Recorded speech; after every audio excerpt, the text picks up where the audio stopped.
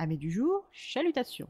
Pour les petits nouveaux, moi c'est Sekhmet et je vous souhaite la bienvenue dans mon podcast littéraire. Dans mon émission, je vais tenter 3 fois par semaine de vous donner envie de découvrir des livres de tout poil, récents et moins récents. Alors, si ça vous tente, c'est par ici la suite.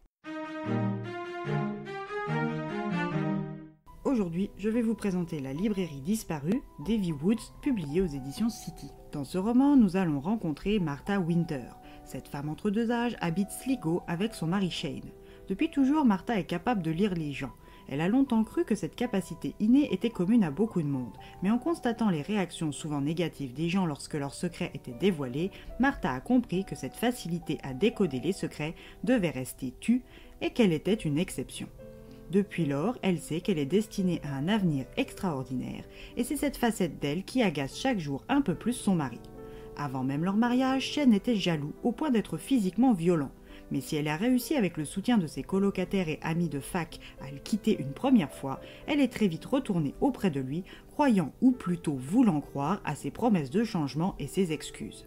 Cette décision a creusé un fossé entre ses amis et elle, et le comportement de Shane, loin de s'améliorer, s'est aggravé. Tout ce stress lui a fait rater ses examens. Une fois mariée, Martha a survécu tant bien que mal aux crises de jalousie, de colère et d'énervement de Shane jusqu'au coup de trop. Effrayée et défigurée, elle prend tout ce qu'elle peut faire rentrer dans sa petite valise et fuit vers Dublin. Là-bas, personne ne la connaît, elle va pouvoir se cacher, guérir physiquement et se reconstruire. Sa fuite prend fin chez Madame Eileen Bowden, au 12 à Penny Lane, dans une grande maison en briques rouges. Eileen est une vieille femme fantasque qui a travaillé comme actrice au Théâtre Royal de Dublin et a été mariée 3 fois. Cette octogénaire, du moins c'est la dizaine dans laquelle Martha la situe, à défaut de savoir précisément son âge, a posté une annonce pour une employée de maison. Annonce à laquelle Martha a répondu, faute de mieux. Quand Martha se présente devant cette excentrique mamie, Madame Bowden fait semblant de ne pas remarquer sa lèvre fendue et son énorme cocard mal caché sous du fond de teint. Elle lui montre ses futurs quartiers au sous-sol.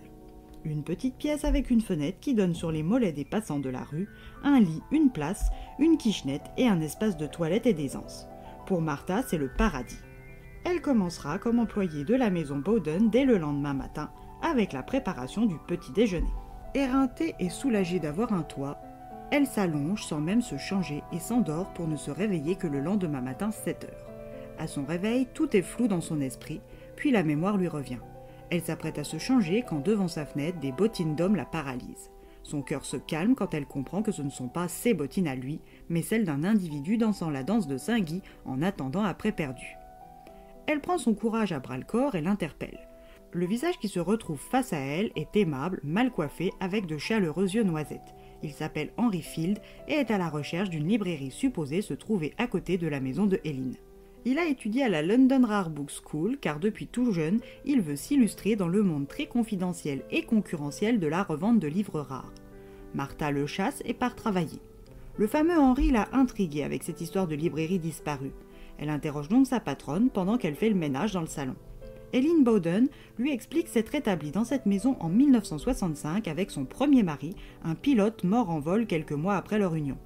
Depuis cette date, elle y a toujours vécu et elle n'a jamais vu un numéro 11 entre elle et ses voisins, et encore moins la librairie d'Opaline. Elle mentionne tout de même une anecdote qui remonte aux années 80, où l'une de ses amies dit être entrée dans une charmante petite librairie d'époque au lieu de venir chez elle. En s'apercevant de son erreur, elle est ressortie pour se retrouver face à la maison au 12 Anne Penny Lane, comme elle le devait. Martha est intriguée et recroise Henry au détour de ses courses. Le jeune homme lui demande son aide et lui donne le nom de Opaline Gray. Martha, que son don aide, sait que cette fameuse Opaline ne s'appelle pas Gray, mais Carlyle. Les recherches d'Henry retrouvent la demoiselle à Paris. Il apprend qu'elle est la sœur cadette de Landon Carlyle, officier de haut rang dans l'armée durant la Deuxième Guerre mondiale, où il a été grièvement blessé et surnommé le Faucheur. Elle a travaillé avec Sylvia Beach à la librairie Shakespeare & Company, où elle y a côtoyé Hemingway dans les années 1920, puis elle a disparu. Henry doit résoudre ce mystère s'il veut comprendre l'inexistence physique et administrative de cette librairie de Dublin. Il va devoir apprendre qu'Opaline, qui a étudié les livres, passion qu'elle avait en commun avec son défunt père, s'est lancée comme libraire et revendeuse de livres rares grâce à ses rencontres parisiennes et surtout grâce à sa rencontre avec Armand Hassan, un libraire marocain réputé tant pour son charisme que pour son talent.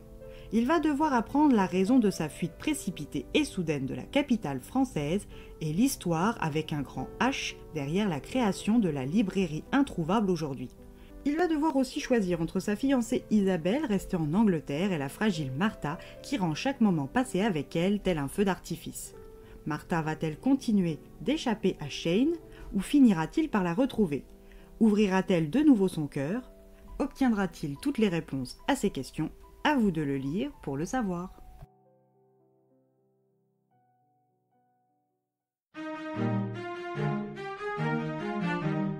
Une belle découverte tant pour la plume que pour l'histoire. Une articulation des chapitres par personnage entre passé et présent qui rend le tout dynamique et catchy. Et bien voilà, j'en ai fini pour aujourd'hui. J'espère que cet épisode vous aura plu et vous aura donné des nouvelles idées de lecture. Si vous souhaitez découvrir d'autres petits bonbons littéraires tout droit sortis de ma bibliothèque, je vous retrouve le mardi 28 janvier prochain pour un nouvel épisode.